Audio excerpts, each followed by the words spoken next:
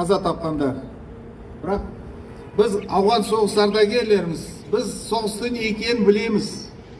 Қан төгіледі, жас жігіттер қаза табады. Сондықтан мына 17 батырлар тәжік ауған шекарасындағы өзі қаза тапқандардың, бірақ өз әскери борышты атқарды олар. Жауды жіберіп алмаған.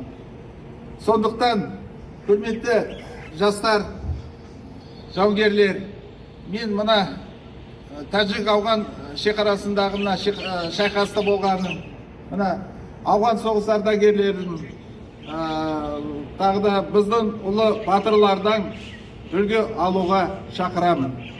Өзіміздің қазақ қасиет жерімізде әрқашан бірлік, ұлтаралық татулық болсын, әрқашан ашық аспан болсын. Рахмет.